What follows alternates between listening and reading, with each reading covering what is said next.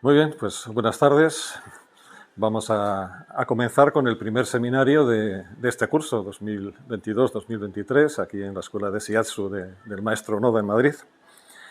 Estas charlas, estos seminarios, lo que pretenden es dar una explicación desde el punto de vista de la ciencia occidental, de la medicina occidental, a lo que hacemos nosotros en Shiatsu.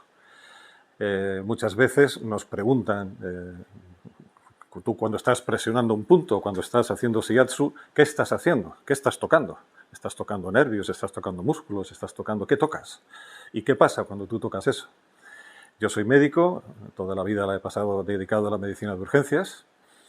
También he estudiado shiatsu en esta escuela, soy alumno de esta escuela. He estudiado acupuntura y me dedico, bueno, pues a estas tres cosas. Y bueno, la gracia es que tengo un pie en cada lado. Tengo un pie en la medicina occidental, otro pie, bueno, tengo tres pies. Uno en la medicina occidental, otro en el shiatsu y otro en la acupuntura.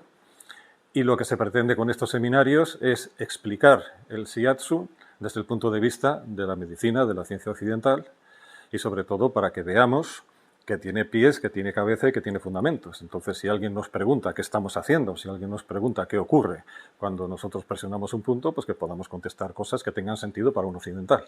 Los orientales funcionan de otra manera, tienen otra forma de tratar esto. Ellos saben que eso funciona y ya está, es decir, no le dan más vueltas. Y muchas veces cuando preguntas a un oriental por ciertas técnicas, es que ni siquiera entienden que tú te lo plantees, porque para ellos es una cosa tan obvia, tan normal que eso funcione, que por qué hay que darle tantas vueltas. Pero nosotros somos de otra manera y necesitamos darle vueltas a las cosas o por lo menos tener explicaciones. Lo que vamos a ver hoy es shiatsu, medicina occidental y acupuntura, que en definitiva es poner en contexto el shiatsu con la medicina occidental y con la acupuntura, porque son tres mundos que están muy interrelacionados. Podíamos haber hecho esto con más disciplinas, con medicina china, con otras cosas, pero he preferido, digamos, restringirlo a este. ¿Por qué no funciona esto? Ahora. Entonces, lo que vamos a hacer, en primer lugar, es poner en contexto el shiatsu con la medicina occidental y a continuación pondremos en contexto el shiatsu con la acupuntura. Primera cuestión, ¿por qué shiatsu y medicina occidental? Pues la razón es obvia, nosotros vivimos en Occidente y la medicina que tenemos nosotros es nuestra medicina occidental. Entonces, en cierto modo, no es que estemos compitiendo, porque no somos competidores de nadie, pero lo que hacemos nosotros tiene que tener cabida dentro de este sistema en el que nosotros manejamos terapias y manejamos el mundo de la medicina occidental. Y hay una cosa muy interesante. Le decía antes a Elsa que os iba a explicar por qué estoy convencido de que os va a ir bien practicando shiatsu. Y estoy convencido porque la medicina occidental, o mejor dicho, cierta práctica de la medicina occidental, nos está poniendo en bandeja que nosotros tengamos éxito con nuestro shiatsu. Y eso es lo que vamos a ver ahora con cierto detenimiento. Bueno, esta es una foto de la escuela. Que viene, aquí Luis viene del futuro y os está diciendo lo que va a pasar dentro de nada. Es una foto premonitoria, ¿eh? Es una foto premonitoria de la escuela y bueno, ya vais a entender esto enseguida por qué.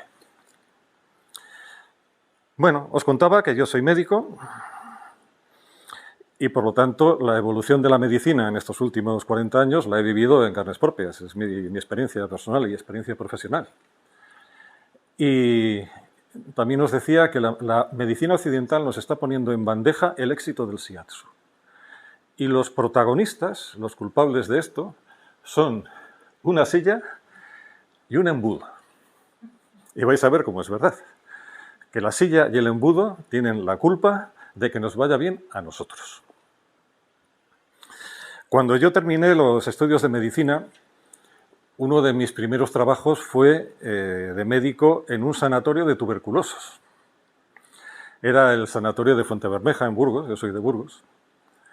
Y bueno, pues en los años 40, 50 del siglo pasado, cuando no había más medicina para la tuberculosis que prácticamente tomar el aire, se hicieron muchos de estos sanatorios, seguro que conocéis alguno por más sitios, que son sanatorios que están en sitios muy bien ventilados, con muchas galerías, todo, porque bueno, no había más que prácticamente el aire puro. Y cuando empezó a haber ya tratamientos eficaces para la tuberculosis, pues dejó de tener sentido ese tipo de sanatorios y entonces se reconvirtieron en sanatorios de enfermedades del tórax, no específicamente de tuberculosis, y luego ya pasaron a acoger otro tipo de pacientes crónicos. Y entonces los sanatorios que algunos se abandonaron, y los que se abandonaron iba la gente ahí a grabar psicofonías, y los que no se abandonaron, pues en uno me contrataron a mí, pues un poco de médico todoterreno, pues para ver todo tipo de pacientes. Bueno, pues esto tiene su interés porque mi jefe era don José Otero. Don José Otero era un médico mayor, se jubiló con 70 años estando yo allí, y el doctor Otero yo creo que es el médico que más medicina, el que yo he conocido que más medicina sabía. Una persona tremendamente inteligente, sabía muchísimo, pero es que don José Otero se había formado aquí en Madrid con un médico que se llamaba Gregorio Marañón. Era discípulo directo de Gregorio Marañón. Y con esto lo que os quiero decir es que he tenido la inmensa suerte de trabajar mano a mano con uno de los últimos representantes de esa generación de médicos. Y fue una generación de médicos que hicieron avanzar muchísimo la medicina. Se hicieron grandes avances, grandes logros, en una época en la que no había tecnología, no había nada. Marañón, cuando hizo toda su carrera y todos sus descubrimientos, y no tenían nada. Y Otero, pues lo mismo, no tenían nada, pero eran grandísimos clínicos. ¿Qué es un clínico? Un clínico es una persona que saca información de la cabecera del paciente. Viene de klinos, cama, en griego. Entonces, un clínico es alguien que saca información del propio paciente. Entonces, era una generación de excelentes clínicos, gente tremendamente observadora, gente que tocaba, palpaba, auscultaba, y hacía unos diagnósticos brillantísimos porque sabían explorar mejor que nadie al paciente. Y yo he tenido la inmensa suerte de poder trabajar con Otero y tengo un buenísimo recuerdo de esa época porque es una forma de trabajar que ya, digamos que ha pasado a la historia, ¿no? Era otra generación, era otro tipo de cosas. Bueno, pues cuando termina mi contrato ya paso al Gran Hospital de Burgos, 2000 personas trabajando allí, el hospital de referencia de la Seguridad Social, y allí teníamos de todo. Yo era médico del servicio de urgencias, teníamos, bueno, la tecnología que había en la época, tenías, por supuesto, radiografías las que quisieras, ecografía, tenías TAC, tenías de todo. También tenías muchísimo trabajo, había mucha presión de trabajo, muchísimos pacientes. Había especialidades todas las imaginables, muy buenos especialistas, pues era la otra cara de la moneda, es decir, había de todo. En Fuentebermejo no había nada, había un aparato de rayos antiquísimo, un laboratorio básico, monjas y no había más. Y sin embargo en el otro lado pues era, bueno, pues la tecnología que había en el momento. Y pasó una cosa muy interesante. Yo era médico del servicio de urgencias y era una época en la que si tú pedías analíticas, pedías, por supuesto, radiografías, pedías un TAC, pedías una ecografía y tú razonabas la petición, te lo hacían en el momento. Y entonces te venía un paciente complicado y cuando te venía un paciente complicado tú te ponías a hacer cruces en unas hojas y al cabo de 1 o 2 horas tenías ahí toda la información.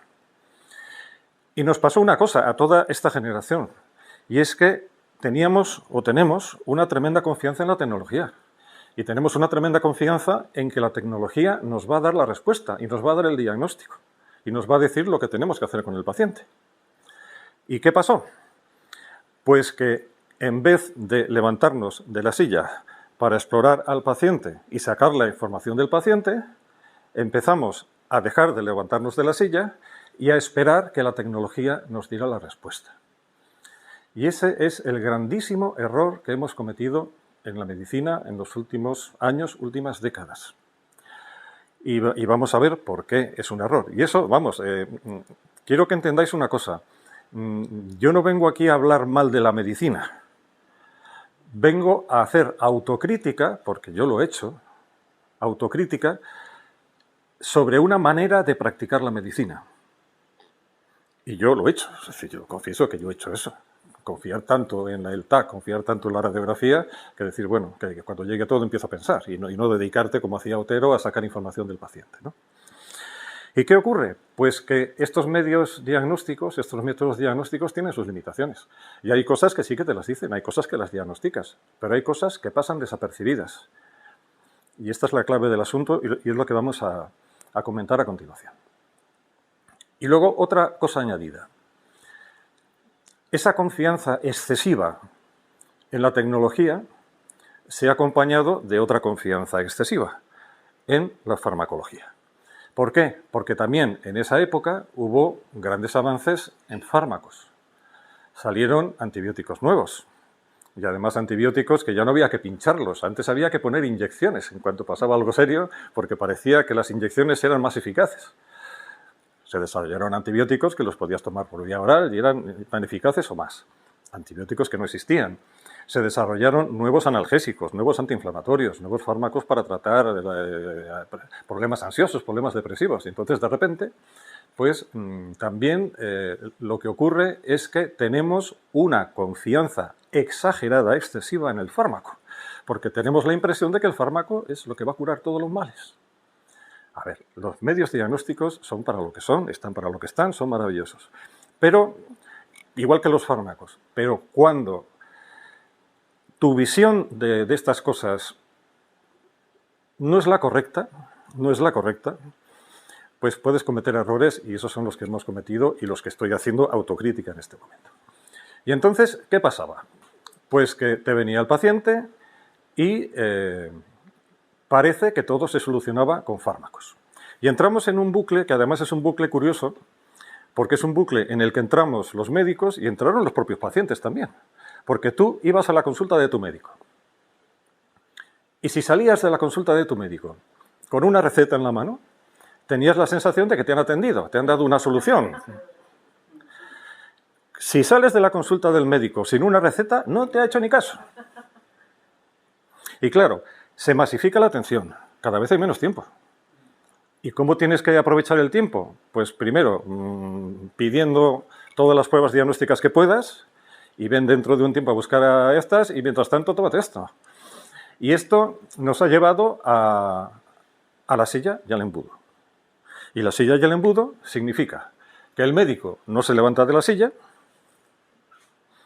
confía en la tecnología para diagnosticar las cosas, se le empiezan a escapar cosas porque la tecnología no te diagnostica todo, y al final, ¿qué dices? Pues si es que sea lo que sea, le voy a acabar recetando un analgésico. O sea lo que sea, le voy a acabar recetando un antiinflamatorio. O sea lo que sea, le voy a acabar recetando no sé qué. Y entonces entramos en un bucle en el cual el médico no tiene confianza en su propia exploración, porque es que además eso se atrofia. Nosotros en el hospital formábamos residentes, formábamos médicos de familia.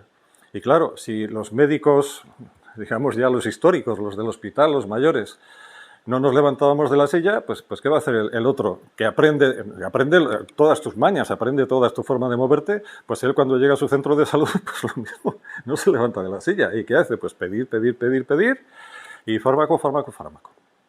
Y eso, en un momento en el que esto funcionaba y era ágil, y había dinero en sanidad, y había buenos profesionales, y había una época dorada, pues bien.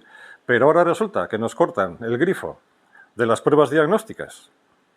Y claro, ¿qué dices? Yo para diagnosticar necesito un TAC o necesito no sé qué. Meses. Y durante todos esos meses, ¿qué hacemos? Embudo. Analgésico y antiinflamatorio. Y luego llega la prueba diagnóstica y después de estar meses esperando, pues a veces te llevas auténticos chascos. Dices, pues no es lo que yo pensaba. O no me dice nada la prueba diagnóstica después de estar esperando mucho tiempo para obtenerla. Es decir, que la silla y el embudo son las que nos han complicado la vida y las que han hecho que cometamos errores importantes. Os voy a poner un ejemplo muy sencillo. Esto es una radiografía de columna cervical. Esta primera radiografía es una radiografía normal de columna cervical. Y la columna cervical tiene que tener una cierta curvatura, una lordosis cervical. Nosotros no vemos la tensión muscular. No existe ninguna técnica que nos diga el grado de tensión muscular que existe. No existe. La única manera de saber el grado de tensión muscular es por signos indirectos. Pero tú no ves la tensión muscular y te da igual que hagas lo que quieras. Una resonancia, un TAC, una ecografía, no ves el grado de tensión, no lo ves. Y entonces, por ejemplo, Esto es una radiografía normal, aquí vemos las vértebras y por ahí andarán los músculos que no los vemos. Fijaros en esta otra radiografía. Imaginaros que esta persona ha tenido un esguince cervical. Y claro, tú ves la radiografía y ¿qué ves? Huesos, no ves otra cosa. Pero dices, esto no tiene la curvatura que tendría que tener. Esta curvatura está alterada. Hay algo que está tirando aquí. Que no lo veo, yo no veo el músculo, pero veo que algo está tirando. Y entonces digo, uy, aquí hay un problema muscular, ligamentoso, de lo que sea, porque no tiene la curvatura que tiene que tener. Pero sigo sin ver los músculos, no los veo. Y no sé directamente el grado de tensión que tienen los músculos. Esto mismo lo podríamos también aplicar a la zona lumbar. La zona lumbar también hay veces que por distintas tensiones musculares pues puede haber alteraciones en las que seguimos sin ver el músculo, pero vemos que las vértebras están giradas hacia un lado o hacia otro, de lo que deduces que hay un cierto grado de tensión muscular. Pero tú, por ejemplo, en un glúteo no ves ni el músculo ni la tensión, no ves nada. No ves absolutamente nada. Y esto te lleva a error. Porque, por ejemplo, si tenemos un problema, una contractura a nivel cervical, te levantas de la silla, palpas la contractura, dices, mira, lo que tienes aquí. Pero si no te levantas de la silla y dices, venga, vamos a pedir una radiografía, tú miras esto y dices, no te pasa nada. A ver, no te pasa nada. ¿Entendéis la historia, no? Entonces, os voy a contar algunos casos prácticos reales para ilustrar esto.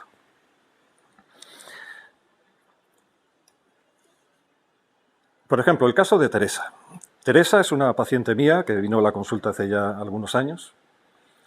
Teresa tiene 40 y pocos años, es secretaria de una empresa y una mujer delgadita, parece más joven de lo que es, completamente normal, una persona completamente normal.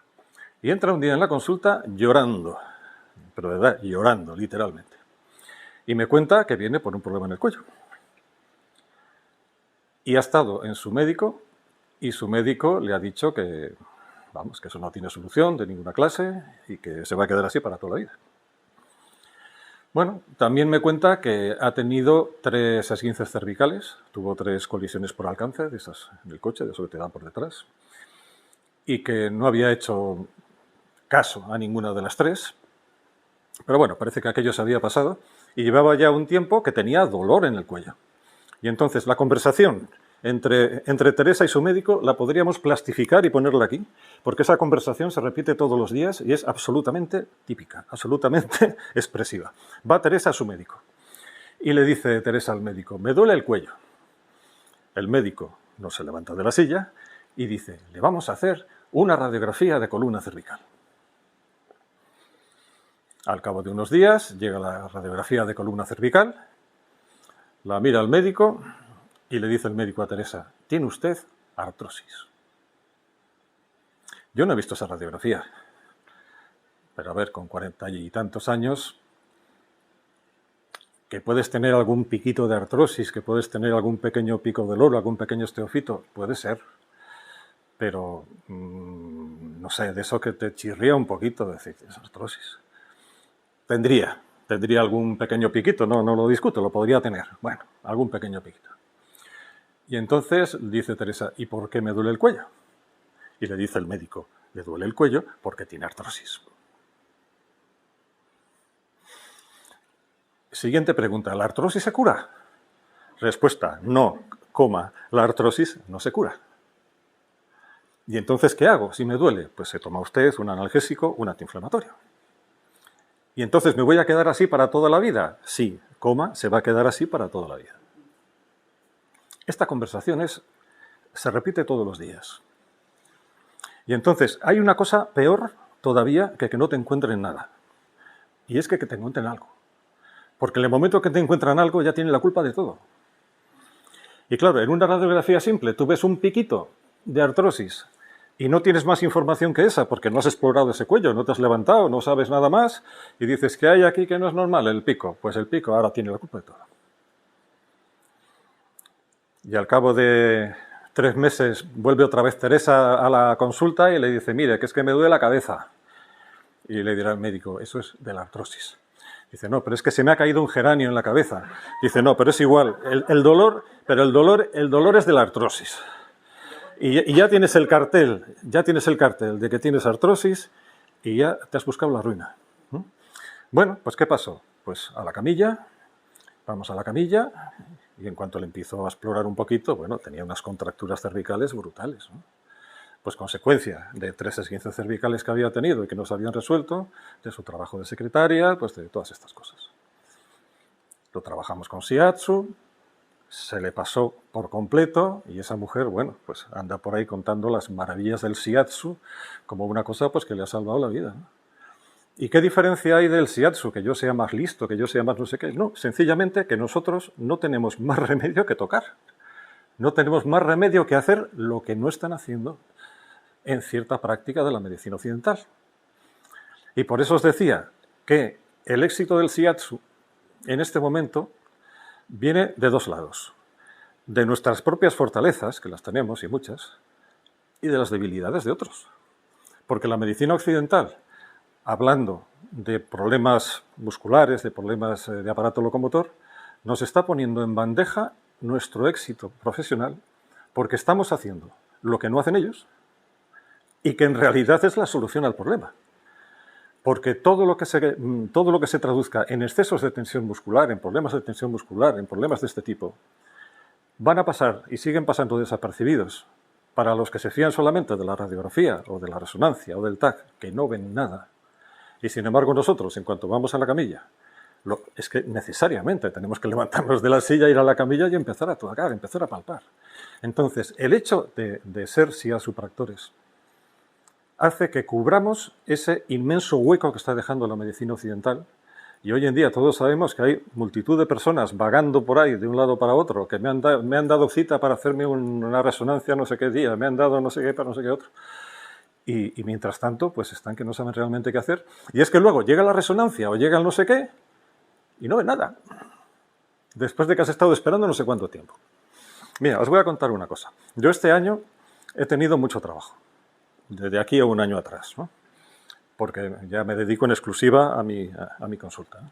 Y estás todo el día de pie, todo el día girado, inclinado y además había cambiado de zapatos.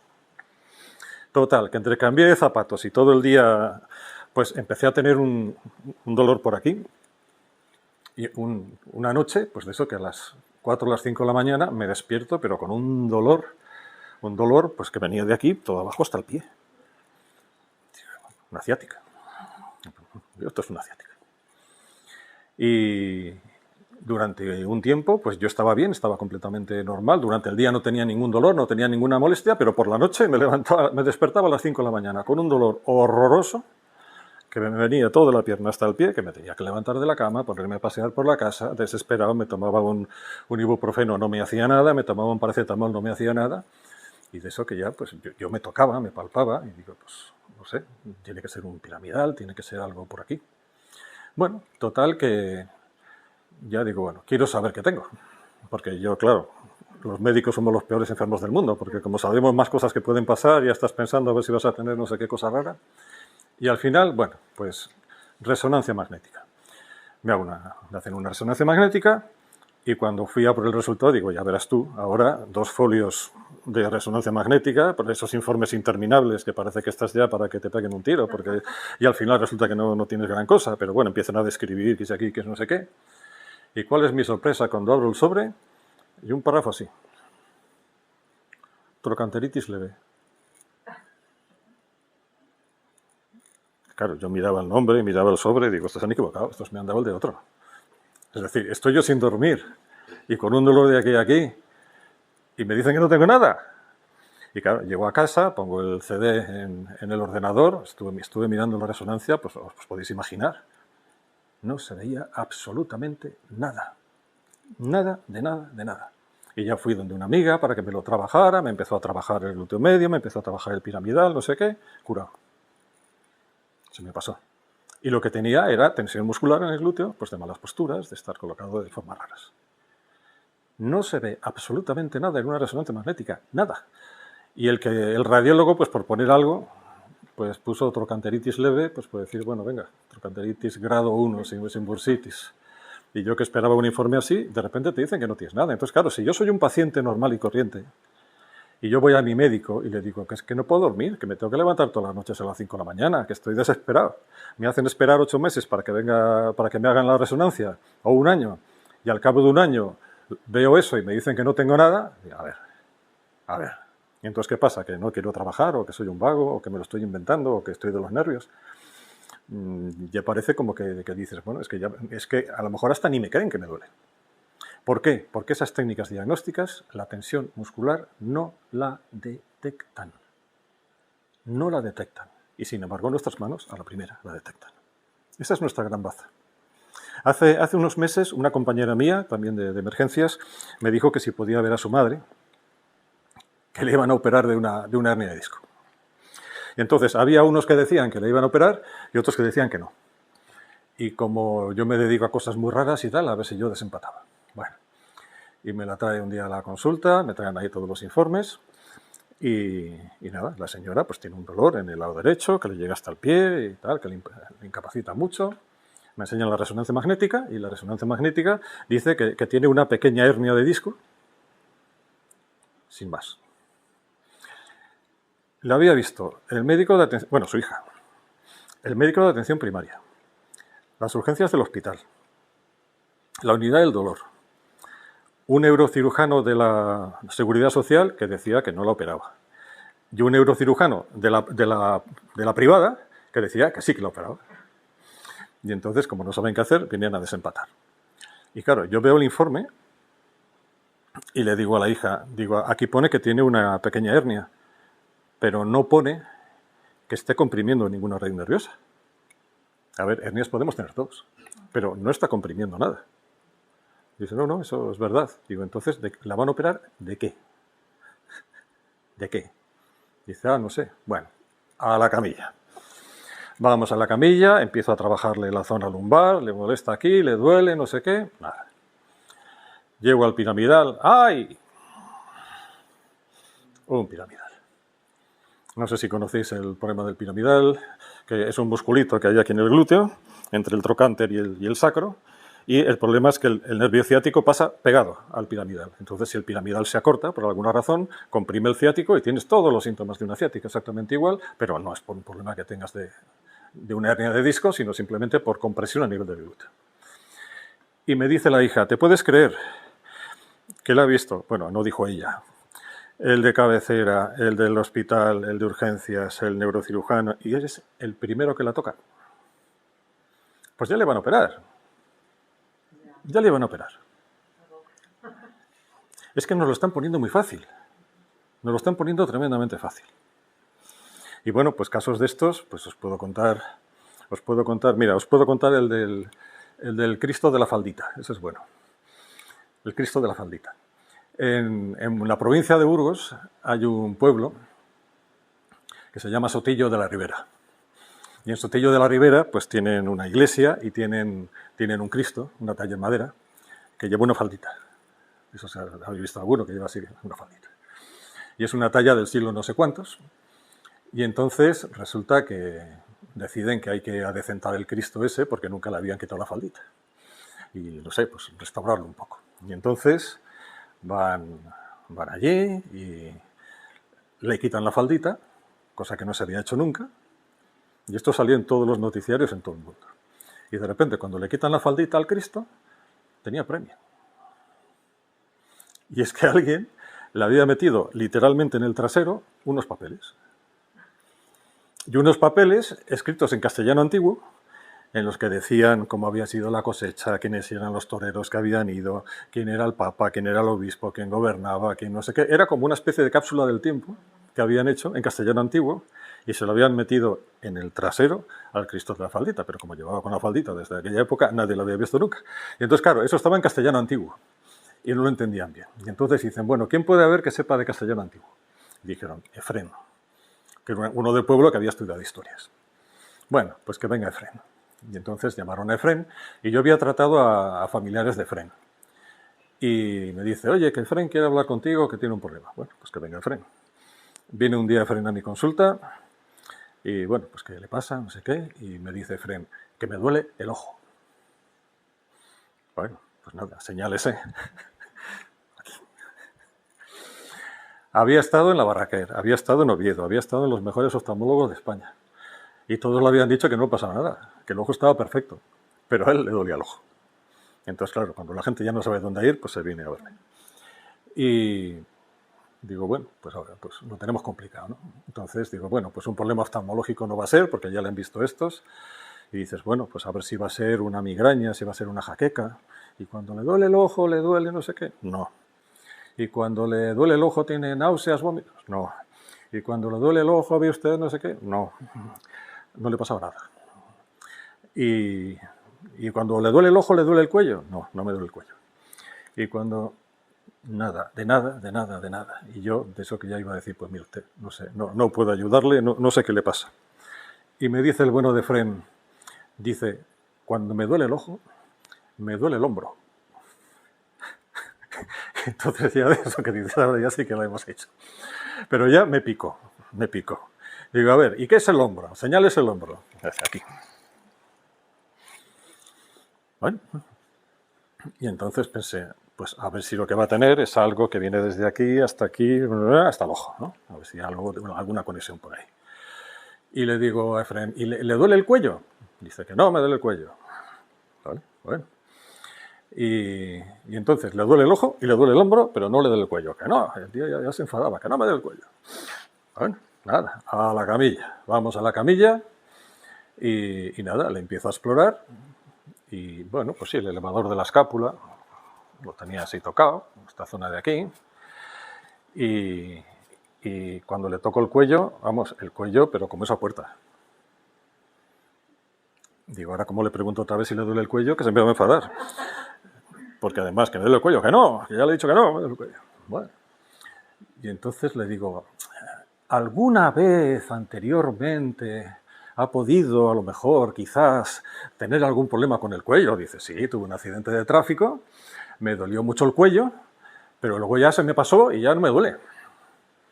El tío con el cuello así, o sea, es que no se podía ni mover. Digo, Y claro, ¿qué le pasaba a Efrén? Pues que tenía el cuello con tal grado de tensión muscular y con una lesión ya tan fría, tan evolucionada, tan cronificada, que no le dolía el cuello. No le dolía. Tampoco lo podía mover, pero no le dolía. Y claro, en el momento que yo me levanto de la silla, le exploro, te das cuenta de lo que tiene ahí. ¿Y qué tenía Efrén? Pues un problema derivado de un accidente de tráfico con una tensión cervical muy importante, con una tensión que le llegaba hasta el elevador de la escápula y luego, claro, por toda la fascia le llegaba por aquí hasta el ojo. Y por eso, cuando le dolía el ojo, le dolía el hombro y no le dolía el cuello. Entonces, claro, el hombre había hecho kilómetros, todos los del mundo, y nadie le había diagnosticado eso. Y entonces, ¿qué pasa? ¿Que yo soy más listo? No. Lo que pasa es que yo me levanto de la silla, le exploro la zona, le toco el cuello y digo, pero mira lo que tienes aquí. Entonces, todas esas cosas pasan desapercibidas y no se diagnostican. ¿Por qué? Por lo que os cuento, de no levantarte de la silla y demás. Es decir, que el hecho de levantarte de la silla, ir donde el paciente, esto es dinero. Estamos haciendo la medicina más cara de la historia. Porque para diagnosticar cosas que se podían hacer en el mismo momento, si tú exploras al paciente en condiciones, le estamos invirtiendo una cantidad de recursos, una cantidad de tiempo y una cantidad de sufrimiento inútil, porque está retrasando mucho las terapias con todo esto que estamos haciendo, de tal manera que si fuéramos capaces, no sé cómo, no sé quién, no sé de qué manera, de darnos cuenta de que tenemos que levantarnos de la silla, tenemos que explorar, te digo como médico, tenemos que explorar al paciente, tenemos que tocarle. Ahora lo que nos están planteando ya de hacer las cosas por telemedicina, de hacer las cosas por videoconferencia, eso ya es esto multiplicado por. Es lo más caro, la decisión más cara de la historia. Y luego, claro, hay que tener en cuenta que unas manos educadas, unas manos sensibles, unas manos como las nuestras, que son capaces de detectar cosas y que son capaces de ver lo que está pasando ahí, eso es oro molido. Esto es un tesoro. Una mano de un SIA supractor que sepa lo que hace, eso es un tesoro auténtico. Por eso os digo que la situación de la medicina occidental en este momento nos está poniendo en bandeja el éxito profesional nuestro, porque si somos capaces de adiestrar nuestras manos, somos capaces de tener la sensibilidad y el conocimiento, por supuesto, para hacer estas cosas, estamos cubriendo el gran agujero que está dejando la medicina occidental por el hecho de no levantarte de la silla y de creer que todo se soluciona con fármacos, porque estas cosas no se solucionan con fármacos. No puede ser igual. No puede ser igual. Un SIA supractor, no digo que sea mejor ni peor. No digo mejor ni peor. No es igual un SIA supractor que alguien, médico o quien sea, que pretende diagnosticar y que pretende llegar a ese conocimiento a través de técnicas de imagen que no muestran esa lesión, que no la diagnostican. No puede ser igual una cosa que otra. No digo que sea mejor ni peor. Y ya insisto en que esto es autocrítica, ¿eh? No estoy metiéndome yo con el otro. Yo soy médico y yo he hecho eso y yo he cometido ese error muchas veces. Pero no puede ser igual el shiatsu que eso. ¿Alguna pregunta, algún comentario antes de entrar en la acupuntura? La pregunta que tengo sí. es si en las escuelas de medicina ahora hay alguien que está diciendo lo que acabas de decir, que hay que tocar, porque yo te he conocido médicos sí. que te tocaban, pero es verdad que ahora ya no te tocan, o sea, ni en la privada ni en la... Yo no sé qué estarán haciendo ahora en las escuelas de medicina. Y hay alguien que dice, bueno, Hombre, a lo mejor si dices eso, es lo último que dices, no lo sé. No lo sé. Pero ten en cuenta que el que enseña al que viene detrás es el que no se levanta, que es lo que nos pasaba a nosotros, ¿no? Y claro, ¿quién le pone el cascabel al gato, no? Porque, no sé, es que esto... A ver, yo lo digo aquí y lo digo como autocrítica, pero bueno, hay que tener mucho cuidado en cómo dices eso, a quién le dices eso y de qué manera le dices eso, porque sentirse ofendido es muy fácil. Pero para mí esto es irrebatible, es decir, esto es mi experiencia de muchos años, esto es el gran error que hemos cometido. Y está claro que para muchas patologías, para muchos problemas es imprescindible la tecnología, pero para problemas de aparato locomotor, para problemas musculares, para ese tipo de problemas, la tecnología no nos da información del grado de tensión muscular, eso metéroslo en la cabeza, no te la da, salvo signos indirectos, mientras que nuestras manos lo van a detectar a la primera. Esta es nuestra gran baza con respecto a estas otras actitudes. Yo lo que critico no es la medicina ni el conocimiento, yo lo que critico son ciertas actitudes, ciertas formas de trabajar. ¿Vale? Bueno, pues lo siguiente es poner en contexto el shiatsu con la acupuntura. Aprovecho para deciros que este año estamos en el primer seminario, el segundo y el tercer seminario, que serán en enero y en marzo, van a estar enfocados fundamentalmente a los alumnos de primero. Y lo que vamos a hacer es, el seminario de enero y el de marzo, hablar de los fundamentos fisiológicos, los fundamentos científicos del shiatsu desde el punto de vista de la ciencia occidental, y eso va para vosotros, alumnos de primero. Y luego, el cuarto seminario ya va a ser, digamos, otro nivel, pues porque también hay gente de tercero que está interesada en estas cosas, y haremos un monográfico de cabeza, cuello y pabellón auricular, en plan monográfico, que bueno, puede haber mucha información también ahí, ¿no? Y en estos seminarios lo que veréis, el de hoy ya ves que es así como muy light, muy experiencia personal, no es nada técnico, ¿no? Pero cuando hablemos de temas técnicos hablaremos mucho de acupuntura, y hablaremos mucho de trabajos de acupuntura, y hablaremos mucho que si una acupuntura tal. Entonces, primera cosa que hay que decir, yo voy a mencionar la palabra acupuntura 1000 veces, pero no es lo mismo el shiatsu que la acupuntura, son dos cosas diferentes. Pero la acupuntura nos viene muy bien. ¿Por qué? Porque hay muchos trabajos sobre acupuntura. Hay muchos trabajos publicados y se están publicando muchísimos. De shiatsu se publica menos. Entonces, como somos primos, sin ser lo mismo, compartimos el mapa sobre el que actuamos, compartimos muchas cosas, nos viene muy bien la acupuntura para sacar cierta información, pero no es lo mismo el shiatsu que la acupuntura. Y lo que quería poner aquí en una tabla es, digamos, las grandes diferencias que hay entre shiatsu y acupuntura en forma de funcionar y sobre todo en los fundamentos de por qué funciona el uno y el otro, ¿no? Desde luego, el shiatsu está claro que es una técnica no invasiva. Es una técnica manual en la que vosotros sabéis perfectamente que no vamos a clavar agujas, no vamos a hacer ninguna cosa, mientras que la acupuntura es una técnica invasiva, una técnica instrumental.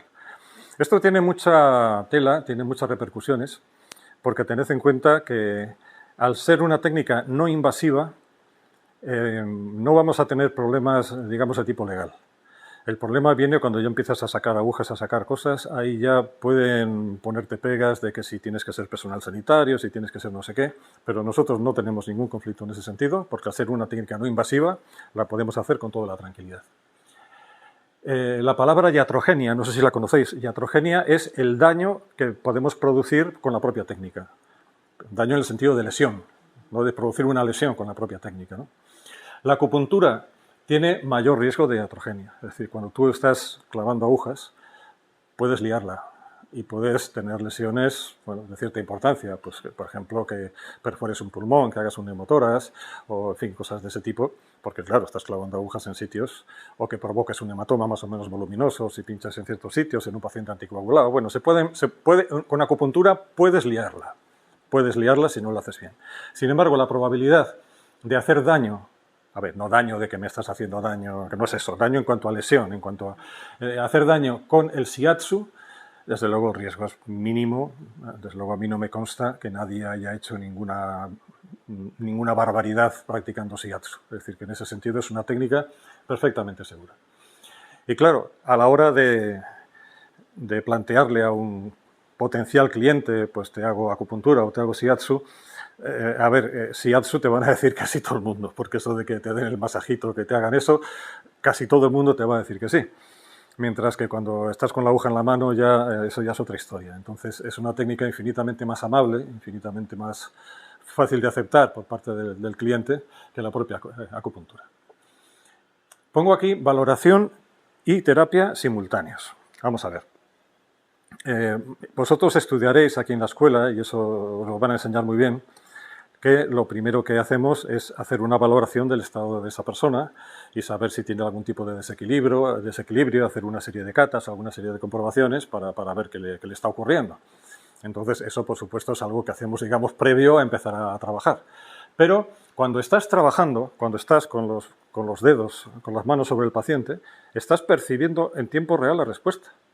La estás percibiendo en tiempo real y de repente dices, mira, se acaba de soltar aquí una fibrita muscular, lo estás viendo en tiempo real.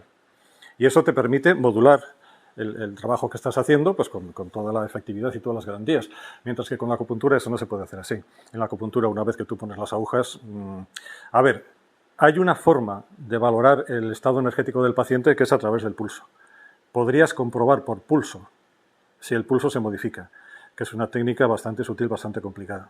Pero no tienes el mismo feedback, no tienes la misma retroalimentación que tienes en el shiatsu, que es directa a través de tus manos, ¿no? Luego, la aguja de acupuntura se comporta como un cuerpo extraño. Uno de los mecanismos por los que funciona la acupuntura es que nosotros introducimos en el cuerpo un elemento extraño que no debería estar ahí. Y entonces tu cuerpo reacciona con intención de librarse de aquello. Y entonces, ¿cómo intenta librarse de aquello? Como si te clavas una espina o lo que sea. Pues ya sabéis lo que ocurre, que de repente aquello se enrojece, empieza a llegar sangre, empiezan a llegar células sanguíneas, empiezan a llegar recursos, aquello se hincha, hay una reacción con idea de coger eso y expulsarlo, ¿no? Entonces, la acupuntura se comporta como un cuerpo extraño y uno de los mecanismos básicos de la acupuntura es que la aguja se comporta como un elemento, digamos, contra el que el cuerpo lucha. Entonces, si queremos aportar recursos en una zona concreta, ponemos una aguja ahí y de repente el cuerpo se encarga de ir allí a pelear contra aquello, ¿no? Mientras que, por ejemplo, en el shiatsu eso no funciona así. En el shiatsu sí que funciona una palabra que tenemos ahí, la isquemia. Todo esto lo vamos a ver en los siguientes seminarios. ¿Qué es la isquemia? La falta de sangre. Cuando nosotros presionamos con nuestros dedos, el tejido que está debajo, que estamos presionando, sufre una carencia de sangre. No estamos dejando llegar la sangre a ese tejido. Las presiones que hacemos, que son concentradas, que son profundas, que son perpendiculares, son suficientes como para provocar, aunque sea transitoriamente por unos poquitos segundos, una falta de sangre. Y cuando los tejidos de repente no tienen sangre suficiente, entran en una vía de emergencia. Y una vía de emergencia, que eso ya lo estudiaremos, en la cual tienen que extraer energía, pero en ausencia de oxígeno.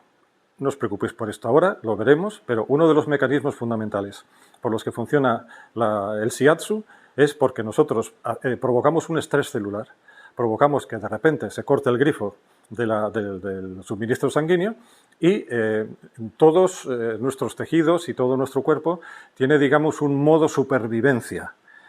Cuando estamos todos así tan estupendos, tan fantásticos, pues todo bien. Pero en el momento en el que las cosas se nos complican, tenemos vías accesorias en las que, digamos, para sobrevivir ponemos mecanismos de supervivencia, por decirlo así. Y nosotros lo que estamos haciendo es poner esos mecanismos en marcha porque la presión produce una isquemia y un estrés tisular. Es decir, nosotros lo que estamos haciendo es que esos tejidos, de repente, de alguna manera, van a perder su confort normal, su situación fantástica, y las vamos a tocar, a chinchar, para que entren en esas vías accesorias que son mecanismos de resistencia, mecanismos de supervivencia. Sin embargo, la acupuntura lo que produce es un microtrauma. La propia aguja, aunque son muy finitas, pero es suficiente como para producir un microtraumatismo, para romper, en definitiva, un poquito, para romper los tejidos que tenemos debajo. Nosotros no producimos un traumatismo como para romper tejidos, no hacemos eso. Nosotros cortamos el grifo del oxígeno, pero no vamos a producir, digamos, un microtrauma, no llegamos a hacer eso. Pero, sin embargo, la acupuntura sí que lo hace. Probablemente conozcáis la punción seca. La punción seca es una técnica que hacen algunas personas, fisioterapeutas, a mí no me gusta mucho. La punción seca consiste en que coges una aguja de acupuntura y tocas un músculo, porque cuando tocas el músculo con la aguja, el músculo reacciona con un espasmo. Y entonces, la gracia de la punción seca es que después del espasmo, esa zona se relaja. Esa es la punción seca, que es, digamos, la hermana pequeña de la acupuntura, la técnica más simple, la técnica más elemental, y funciona produciendo espasmos. Nosotros no producimos espasmos. Nosotros con el shiatsu no vamos a producir ningún espasmo muscular. Eso es excepcional. Nosotros, por ejemplo, trabajando con shiatsu podemos añadir movilización. Según estamos trabajando con nuestras manos, podemos andar girando, moviendo, tensando. El shiatsu es una técnica que puede ser muy dinámica y ese dinamismo añadido es muy eficaz y es muy importante. Mientras que en acupuntura, claro, si tienes la aguja puesta no te puedes mover. Digo habitualmente no, porque hay veces que yo qué sé, que pones una aguja aquí para tratar el hombro. Entonces, si la aguja la tienes aquí, puedes mover el hombro. Es decir, hay alguna excepción, pero vamos, como regla general, no se puede mover. Nosotros podemos modular continuamente nuestra presión, porque según estamos en el punto, podemos ir cambiando de forma muy sutil la dirección, podemos cambiar de forma muy sutil alguna cosa, y estamos en tiempo real adaptándonos a la reacción del cuerpo de esa persona. Mientras que en la acupuntura, bueno, pues nosotros hacemos nuestra prescripción, ponemos nuestras cosas y ya está. Y, por ejemplo, cuando tenemos que trabajar una zona profunda, como es lo que os contaba antes del glúteo, ahí tenemos una pega, tenemos una limitación. Y es que, imaginaros que queremos tratar un músculo piramidal, que está en el glúteo, con shiatsu. El músculo piramidal está como a 7 centímetros de profundidad, o más, dependiendo de la grasa que tenga la persona. Y claro, si nosotros hacemos una presión con idea de llegar a 7-8 centímetros, el problema es que nuestra presión, según vas entrando en profundidad, se va dispersando por todo el glúteo. Y a veces, cuando tratamos músculos especialmente profundos, nos resulta complicado, porque la presión, claro, no va en vertical al punto, sino que se expande en profundidad. Por ejemplo, en acupuntura, si colocamos una aguja de 7 centímetros o 10, la podemos colocar a 10 centímetros de profundidad en el punto y estamos en el punto, es decir, no hay ninguna dispersión de fuerzas. Y esto que os pongo aquí, por ejemplo, en el caso de la acupuntura podemos añadir corrientes eléctricas, podemos añadir electroacupuntura, que consiste en colocar unas pincitas en las agujas de acupuntura y pasar una corriente eléctrica, que lo que va a hacer es, multiplicar el efecto de la acupuntura. Nosotros no podemos hacer esas técnicas. Y luego, la ventaja de la acupuntura es que podemos conseguir estímulos muy prolongados. Yo puedo poner una aguja en un punto y tener esa aguja puesta ahí con el electro durante 25 minutos. Pero a ver quién está 25 minutos, te mueres. Entonces, la acupuntura permite estímulos muy prolongados que nosotros no nos podemos permitir. No podemos estar 20-25 minutos trabajando un punto. Podemos tener múltiples estímulos simultáneos. Nosotros tenemos 2 manos. Tú puedes tener varias agujas puestas y varias agujas puestas con el electro y podemos trabajar múltiples frentes a la vez. Nosotros vamos uno por uno, no podemos multiplicar nuestras manos, ¿no? Y luego, hay 2 cosas que son importantes a nivel de investigación. Y es que es más fácil investigar en acupuntura que en shiatsu por una razón. Cuando haces un trabajo de investigación, tienes que, por ejemplo, tomar una serie de pacientes y a esos pacientes les tienes que hacer exactamente la misma cosa. Por ejemplo, tienes dos grupos de pacientes. Unos que tienen tal problema y otros que es un grupo de control. Y a unos les haces una técnica, pero que tiene que ser exactamente la misma a todas, y a otros no les haces la técnica. Entonces, si es acupuntura, dices, mira, les coloco una aguja de acero inoxidable de 0,30 por 30 en el punto estómago 36. Le coloco el electro a 2 hercios durante 20 minutos. Son cosas objetivas, fáciles de medir, fáciles de estandarizar y fáciles de demostrar. Pero claro, en Shiatsu, ¿qué dices? Le aprieto con el dedo. ¿Cuánto? Oh, bien, sí, bien, con el dedo. ¿Y cuántos kilos por centímetro cuadrado? Yo qué sé. Entonces, claro, a la hora de hacer un trabajo científico te dices, ¿cómo sé yo que les has hecho lo mismo a todos? ¿Cómo lo sé yo? ¿Cómo mides tú tu presión de Shiatsu en términos que pueda traducir yo en números para decir, todos han recibido exactamente el mismo tratamiento? Pues ahí nos pillan, en ese tipo de cosas, ¿no? Entonces, la acupuntura, por su propia naturaleza, es más fácil de estandarizar y más fácil de que lo que hacemos sea lo mismo o prácticamente lo mismo que el Shiatsu, en el que además tenemos esa tendencia a adaptarnos a la situación del paciente en cada momento. Entonces, hacer exactamente lo mismo a un grupo en Shiatsu es más complicado. Y sobre todo a la hora de argumentar cuál es la profundidad a la que estamos trabajando, cuál es los kilogramos por centímetro cuadrado, no lo sabemos. Y estas cosas son suficientemente importantes para que haya mucha dificultad a la hora de trabajar en investigación en Shiatsu, mientras que en acupuntura, al ser más fácil de estandarizar, hay un mayor número de publicaciones. Esto es básicamente la diferencia. Pero, viendo que no somos lo mismo, lo que está claro es que la acupuntura y el Shiatsu tienen un origen de la misma parte geográfica, vienen de unas culturas, bueno, pues que no son la nuestra, evidentemente, y compartimos mapas, compartimos, bueno, pues muchas cosas, y sobre todo compartimos mucha información, y lo que se está publicando de acupuntura nos está viniendo muy bien porque somos capaces de trasladarlo a lo que hacemos en Shiatsu. No es lo mismo, pero es útil, ¿eh? Entonces, la gracia de todo esto no es lo mismo el Shiatsu que la acupuntura, pero la acupuntura genera un volumen de publicaciones que nos vienen muy bien para el Shiatsu. Y bueno, estas son las conclusiones. No tenía ganas de escribir, ya os habéis dado cuenta, ¿eh? No tenía ganas de escribir. Pero bueno, yo creo que son fáciles y además, bueno, hasta me podríais ayudar si queréis, ¿no? A ver, lo primero es una técnica manual. Importante también, que hay que pensar en esas cosas, que la inversión es mínima. La inversión a la hora de montar una consulta para hacer Shiatsu, una camilla y poco más. No necesitamos gastar mucho dinero en máquinas, en aparatos, en cosas. Que en otras cosas sí. Por ejemplo, si quieres hacer acupuntura y quieres hacer electroacupuntura, pues el estimulador eléctrico que tengo yo vale 700 euros. Bueno, pues no los ahorramos. Entonces, el Shiatsu tiene la ventaja de que a nivel de inversión en tecnologías y en cosas de esas, bueno, que no deja de ser una ventaja, sobre todo a la hora de empezar. Es una técnica natural. Y esto, pues, tiene muchas implicaciones. Primero, porque cuánta gente hay que tiene ya cierta fobia al medicamento. Primero, porque sí, o por miedo a acostumbrarse, o por miedo, o simplemente porque no puede asumir los efectos secundarios. Hay personas, por ejemplo, que tienen problemas de riñón que no pueden tomar ciertas medicaciones. Entonces vienen a mi consulta porque dicen, mira, no puedo tratarme esto, a ver si con acupuntura o con Shiatsu me lo quitas tú porque no puedo tomar medicación, porque me estoy jugando el riñón. Bueno, es una técnica natural y eso es un punto fuerte que también podemos poner de relieve. El relojito del tiempo, esto es importante. Dedicamos tiempo a nuestra gente. El Shiatsu, por su propia naturaleza, exige estar un tiempo con ellos.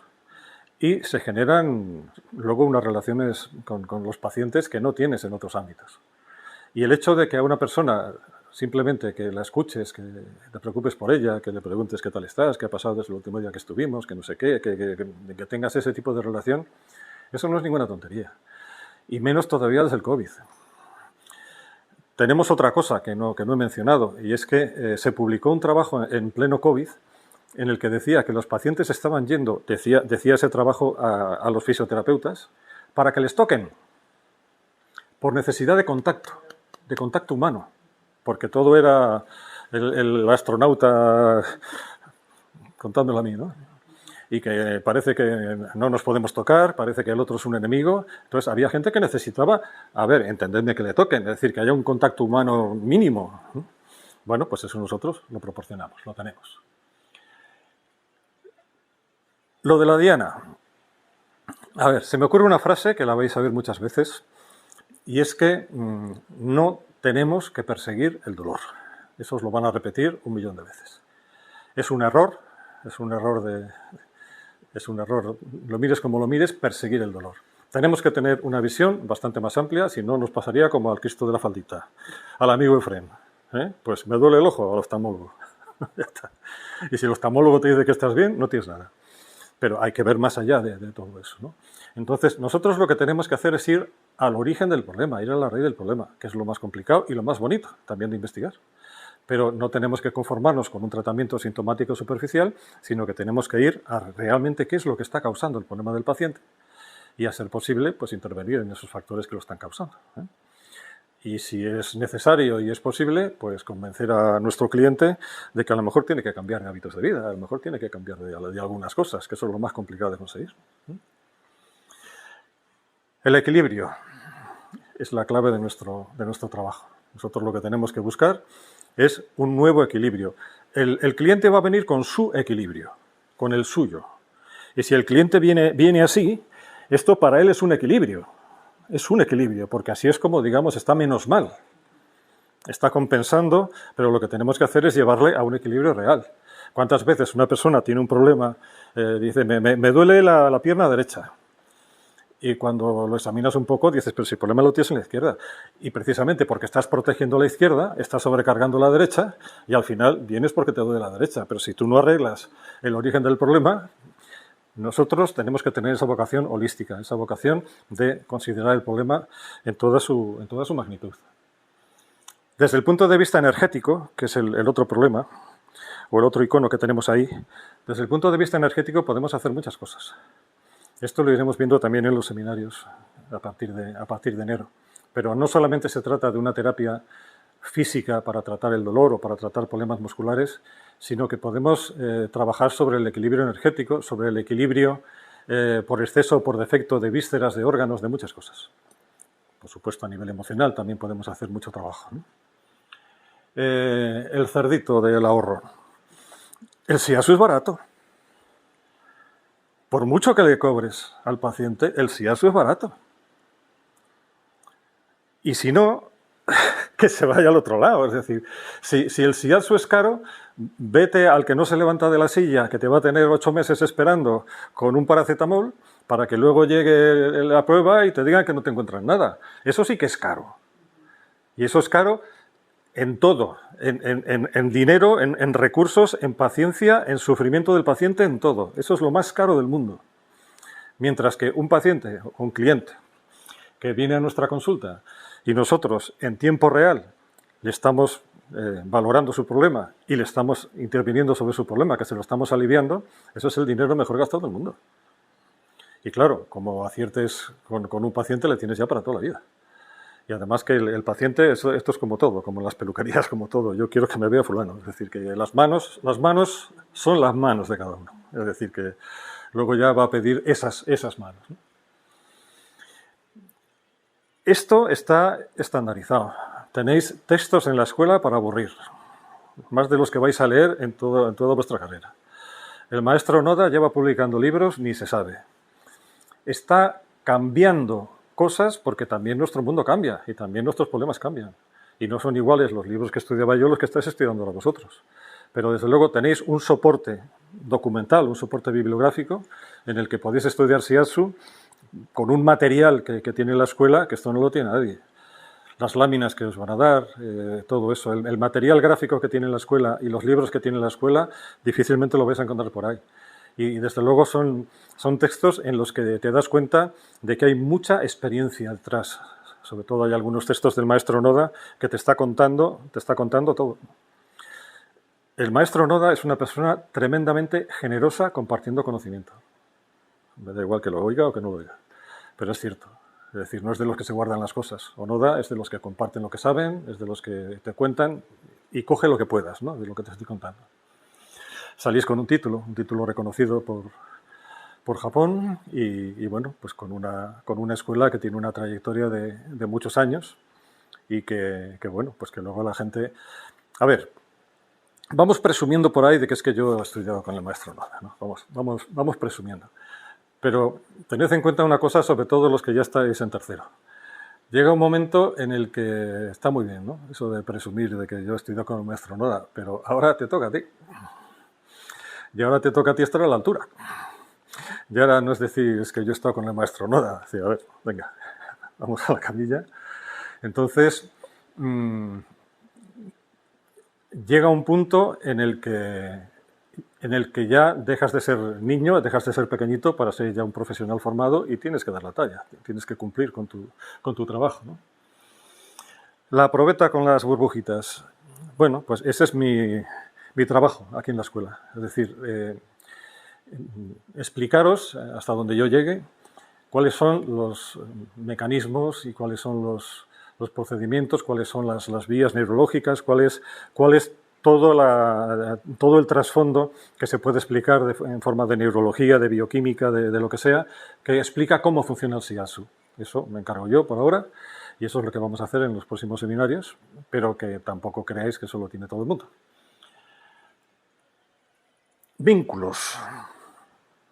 Aparte de los vínculos que se crean, y es obvio y es evidente que creamos vínculos entre nosotros, tenemos que tener en cuenta que estamos en una escuela japonesa y que nos hemos metido aquí porque hemos querido y estamos aquí porque queremos y nadie nos va a pedir esto.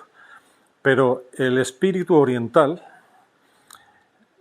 sobre todo si viajáis a Oriente y viajáis a China, viajáis a Japón y veis cómo se comportan allí, cómo lo ven allí, ellos son tremendamente respetuosos con su linaje académico. Entonces, yo os puedo decir que yo he ido a Japón y lo primero que hicimos cuando nos bajamos del autocar, ir a la tumba de Tokujiro Namikoshi a presentar nuestros respetos. Eso es lo primero. Y luego ya a la escuela y a trabajar. Y tú, por ejemplo, estás allí y ves a los grandes maestros, y ves a Kobayashi, ves a todos los grandes maestros que hay en la escuela, y sabes que fue el maestro de no sé quién, o Noda fue el de tal. Es decir, se crea un vínculo y además que debería ser un vínculo de agradecimiento. Porque esto no es suelto la pasta y como he soltado la pasta que me enseñen, ¿no? Es decir, hay una implicación, y hay una implicación que nosotros en Occidente a lo mejor no la entendemos muy bien del todo, pero que para los orientales es importante. Es decir, tú perteneces a algo, formas parte de algo.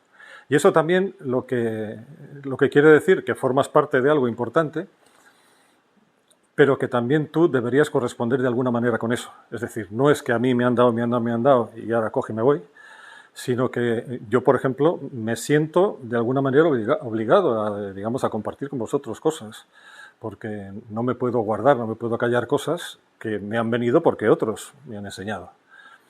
Y un consejo que me dieron a mí cuando estaba estudiando es que no me desvinculara de la escuela. Y eso me lo dijeron en tercero, que luego hice el yuku, luego hice el máster.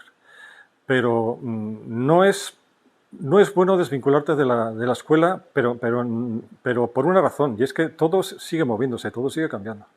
Como llegues a tercero y digas, ya lo sé todo, estás muy equivocado, porque el mundo cambia, nosotros cambiamos, las técnicas cambian o evolucionan, y es bueno mantener un cierto vínculo con la escuela. Siempre es interesante. Y vienes de repente a un curso, vienes a cualquier cosa y te sorprendes porque dices, mira, cuando me lo enseñaron de esta forma, y a lo mejor te enseñan lo mismo, pero de otra manera. Es decir, que es un vínculo que es bonito, es importante, y que digamos que luchamos por mantener esa vinculación, ¿no? Lo puedes practicar con niños, con personas de mediana edad, con adultos, con personas ancianas. A cada uno le vas a dar lo que necesite. Te vas a tener que adaptar a las necesidades de cada uno. No puedes tratar igual a un niño que a un atleta, que a un anciano. Pero eso lo entendéis perfectamente, que lo podemos hacer de cualquier manera. Hay dos niveles de conocimiento que uno es este, y hay que estudiar mucho, y hay que dedicarle horas, y hay que conocer las teorías, y hay que dedicarle tiempo. Y luego hay otro nivel de conocimiento que eso, bueno, yo lo descubrí en Japón, pero lo podría haber descubierto aquí. Y es que cuando llegamos a Japón, pues llegamos allí los españoles del máster. Entonces, llegamos ahí los españoles del máster, ¿no? Y claro, llegamos a Japón como diciendo, cuidado, ¿eh? Cuidado, que yo soy máster en Shiatsu. Y bueno, y te dicen, bien, está bien, está bien.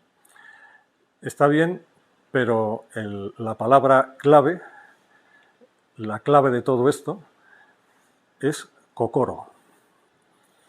Y kokoro, en japonés, significa corazón. Es decir, por mucho que digas, por mucho que hagas, por mucho que tal, por mucho pegote que te tires, que si yo sé no sé cuánto, si no trabajas desde aquí, y tú ves cómo trabajan los grandes maestros, y ves cómo trabajan ahí ellos, y dices, ¿sabes qué te digo? Que me cojo el avión a Madrid, me vuelvo a matricular en primero, a ver si me entero de algo, porque me doy cuenta que no me he enterado de lo más importante. Y en definitiva, pues se trata de una técnica ganadora, de una técnica que hoy día necesitamos, que hoy día tiene, desde luego, lugar por derecho propio en nuestra sociedad, que, como decía antes, nos lo ponen fácil aquellos que no se ven en la necesidad de levantarse de la silla. Yo, de verdad, os digo que no lo cuento o no lo entiendo con ningún tipo de malicia o con ningún tipo de que es que no se quiera levantar o que, no sé, que sea alguna mente retorcida. No, yo de verdad que lo analizo sobre todo como una falta de confianza en tu propia capacidad de encontrar datos, de encontrar cosas. Es decir, cuando es una cosa que no la utilizas, que no la manejas habitualmente, pues llega un momento en que dices, ¿pero para qué me voy a levantar? Es decir, sí, que yo me levanto, pero ¿qué voy a encontrar? Entonces, como tampoco tienes la habilidad de explorar, tampoco tienes la habilidad de tocar, llega un momento en que dices, ¿para qué? Si no voy a encontrar nada importante. Y luego ya, si lo completamos con el embudo, pues toma, el paracetamol y ya está, ¿no? Tenemos un campo muy bonito, tenemos un campo muy interesante. Estáis en el mejor sitio, estáis en una gran escuela, estáis en un sitio donde veréis que hay muchos alumnos, exalumnos que seguimos vinculados y por algo será, por algo será. Y desde luego, vamos, os animo a seguir, a practicar, a estudiar y sobre todo a practicar en despertar vuestras manos. En la medida en que vayáis entendiendo cosas, desarrollar el coco, y cuando toque que lo entendáis, algunos lo entenderán ya y otros tardaremos en enterarnos, pero cuando lleguéis a entender esto, habréis llegado, creo yo. Ahora es donde digo que gracias por su atención y os doy aquí mi teléfono y eso, por si necesitáis cualquier cosa, estoy a vuestra disposición. ¿De acuerdo? ¿Alguna cosa que queréis comentar o decir? Sí. Yo viví en Japón y es un poco lo que acabas de decir, es cierto. O sea, en Japón todo lo que se enseña, tus grandes maestros, siempre estás aprendiendo y yo noté, siempre estás aprendiendo. Nunca dices, ya tengo esto y ya está. Yo he hecho Ikebana, he hecho Reiki, y sí tengo el título y tal, pero siempre estás practicando. Y lo que tú has dicho, otra cosa que me ha parecido interesante también, es esta parte que tú dices del kokoro. Creo que esa intención, esa manera de hacerlo, lo ves, a mí me llama mucha atención cuando vi los maestros, cómo lo hacían. Y esa generosidad que tú comentabas de transmitir y te da la sensación de que al mismo tiempo puedes trabajar con ellos porque son capaces de ponerse contigo a hacer las mismas cosas, pero no sé, que estás, lo que tú dices, ese vínculo, yo sigo conectada con mis grupos de Japón y creo que ese espíritu es lo que me gusta de aquí. Creo que eso es muy importante, guardar esa intención a la hora de trabajar y de que no has acabado y tienes el diploma y te vas. No es la facultad, esto es, creo que es lo que me gusta de cuando vine aquí a hacer otros cursos. Cada uno que haga lo que quiera, el que considere que dice, yo ya estoy, ya tengo bastante, es absolutamente respetable, pero que sepa que se está perdiendo cosas. Sí, creo que eso es muy importante. Yo lo que he observado, por ejemplo, muchos amigos míos que trabajo en una oficina, con lo cual al final todos terminan con la espalda bastante física. Son muy usuarios de los fisios. Sí. Están encantados con sus fisios y tal.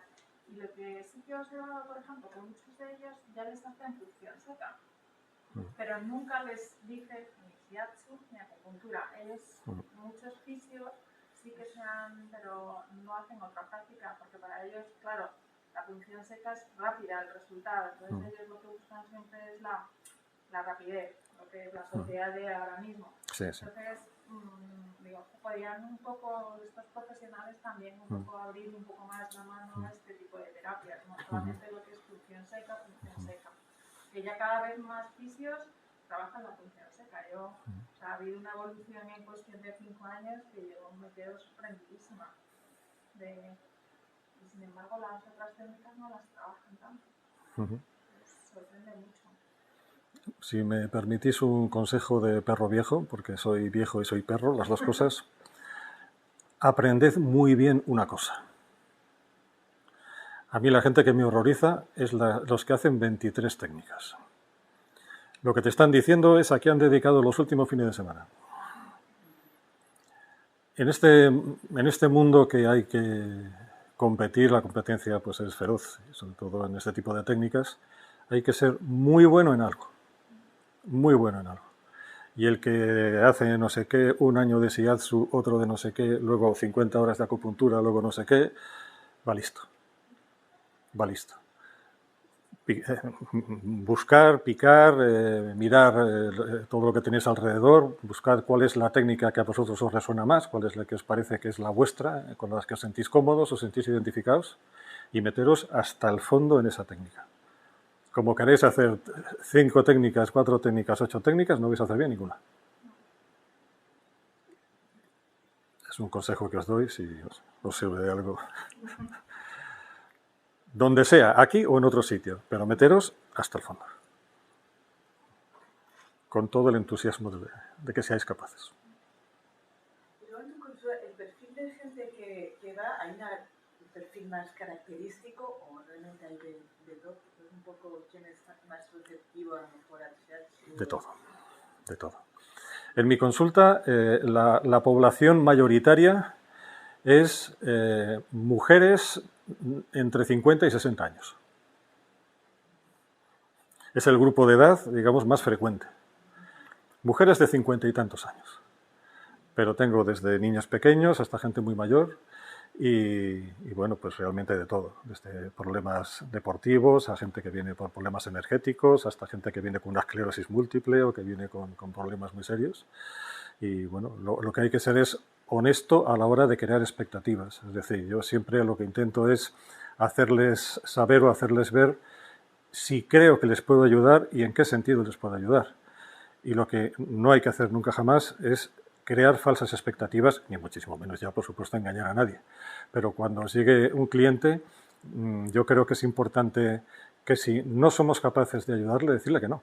Y además es la gente más agradecida del mundo. Si te viene una persona, le escuchas, le exploras, le prestas una atención mínima y al final le dices, mire usted, lo siento, pero creo que no le puedo atender, esa es la persona más agradecida y que luego te va a traer otra gente para que venga ahí.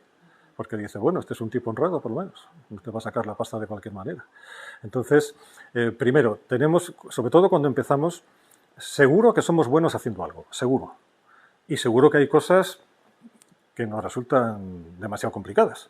Entonces, bueno, tenemos que saber hasta dónde llegamos, tenemos que saber cuáles son las técnicas que podemos hacer correctamente. Y tenemos que saber el perfil de paciente que podemos atender y decir, sí, usted venga, que yo creo que le puedo ayudar. Y si alguna cosa dices, uy, y lo ves claro, porque lo ves, lo ves. O sea, yo cada vez me doy más cuenta que cuando algo no sale bien, digo, pero soy idiota si lo he visto, o sea, lo sabía que esto no iba a salir. Pues es preferible perder un cliente y decir, mire usted, creo que no le puedo atender, porque eso te lo van a agradecer y te lo agradecen muy sinceramente. Eso de dedicarse a solo una cosa y viendo la variedad de gente que puede solicitar shiatsu, ¿hay a nivel de formación shiatsu para niños, para personas mayores? Veo, por ejemplo, en yoga, pues tiene formación de yoga para niños, para tal. Sí, y lo vais a ver todo, porque vais a ver shiatsu para bebés, vais a ver shiatsu para embarazadas, vais a ver, es que en los años de formación que vais a tener aquí lo vais a ver todo eso. Luego, digamos que sí que también hay, digamos, subespecialidades. Por ejemplo, hay una especialidad muy bonita que es el ampuku, el shiatsu del abdomen. Yo soy un absoluto ferviente admirador del abdomen, del ampuku. Me pierde. El ampuku es otro mundo aparte dentro del shiatsu. Y el abdomen tiene unos resultados absolutamente increíbles. Pero bueno, todo eso lo vais a estudiar y lo vais a ver. Lo vais a ver. Es que en Japón, por ejemplo, que tienes gente que no sé si hay unos hacen shiatsu, otros no. Otros hacen acupuntura o otros siempre te hacen algún masaje. Hay mucha gente que hace todo esto. Y Sí. siempre te tocan en el abdomen. O sea, tú vas porque te duele el hombro o lo que sea y siempre te tocan en el abdomen. O sea, y es una cosa que a mí me sorprendió mucho porque no estaba acostumbrada, claro. Y no sé, es algo que no sé qué formación tiene. Quiero decir que hay algunos que unos son de shiatsu, pero otros no, porque hay mucha gente que hace ese tipo de masajes. O de que te tocan hasta la peluquería, o sea, que te hacen... Entonces, siempre me sorprendió eso, no sé por qué. Para ellos, bueno, evidentemente el abdomen es muy importante, el jara es muy importante, pero es verdad que siempre tienes... tú sales de ahí con el abdomen tocado. Sí. Pensé que ves tu otra conferencia, ¿no? Sobre el abdomen. El Claro, cuarto seminario del año pasado. Pienso venir, aunque sea de tercero, si yo puedo. Muy bien, pues nada, muchas gracias.